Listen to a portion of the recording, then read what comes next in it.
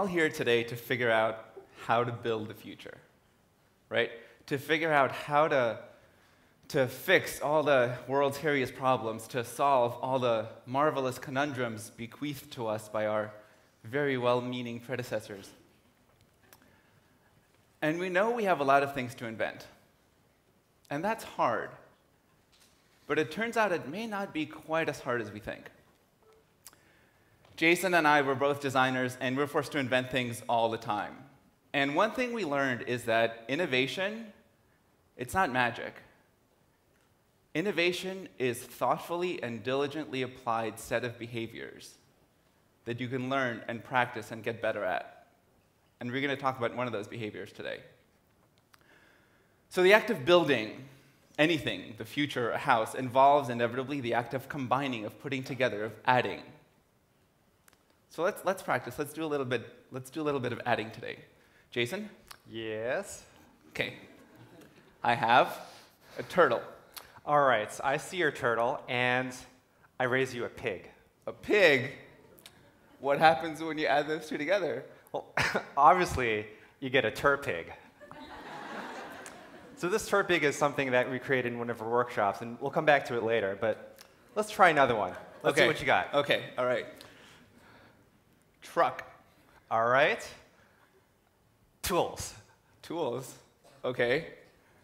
What's that? Oh, come on. This is a gimme. Got SparkTruck.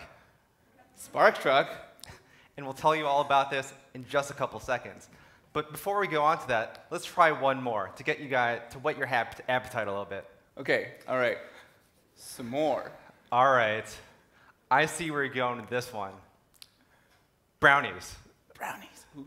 Okay, all right. Where are you going here? Clearly, I'm going with some s'more brownies. Ooh. So, thank goodness it's almost lunchtime, because I'm getting pretty hungry. But now that you're all hungry to listen to what we have to say, here's what we've been doing all summer. So this is a map of where we've been. We traveled 15,323 miles all across the country, and we stopped in schools, libraries, and museums all over. And we wanted to help people create things, innovate, and start building things.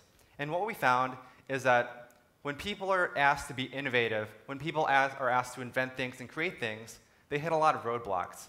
And these roadblocks don't often look like this. They can often be mental or psychological.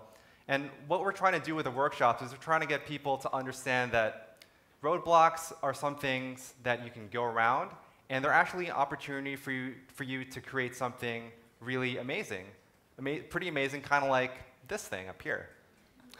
Okay, so what are we talking about? Turpig, right? So Jason said we were driving around teaching workshops to kids, and one thing we did is we said, okay, invent a new creature.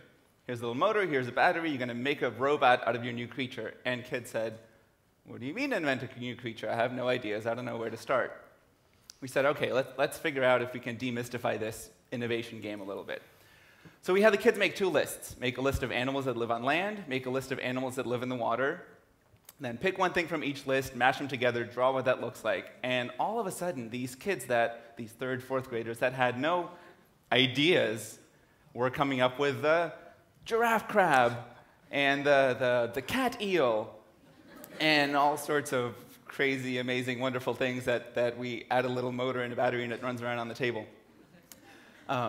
And these kids were in awe of themselves. And I wish we had time to show you just individually all these wonderful ideas that they came up with, but this is kind of this is the ceiling in our truck, and this is the remnants of the thousands and thousands of ideas that these kids came up with.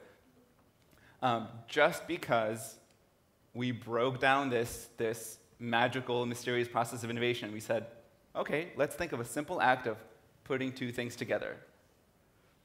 And look at that, that's really amazing.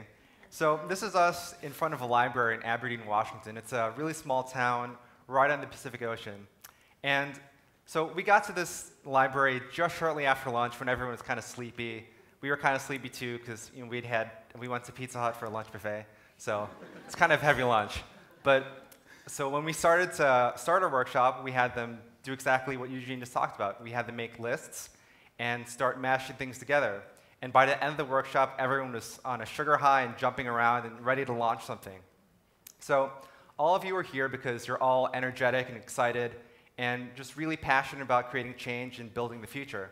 So we know that you can be excited and have a lot of energy, but it's oftentimes very difficult to start. So next time you feel stuck or next time you feel like you're hitting a roadblock, try doing this. Try innovating. And innovating can be a scary word, but innovating is just about creating things that are new. So how many of you had heard of a turpig before just a couple minutes ago? Not very many of you, right? So a turpig is something that's completely new, and we made it simply by making two lists, picking one from each list, and mashing them together. So that's not to say that a turpig is going to change the world, but it's a way to start getting to think about things in a new way. And I don't think any of us thought about turtles and pigs going together in any meaningful way, but turpig. So start thinking about what are you going to add? What are some things that you can build and you can put together and to create something new and something different? So today you're all going to leave and you're all going to start building the future. And what are you going to build? What kinds of problems are you going to solve? What roadblocks are you going to hit? I don't know, but I can guarantee that there are going to be many of them. But as long as you keep yourself open to new and unexpected possibilities, those possibilities are going to be yours to build. Thank you.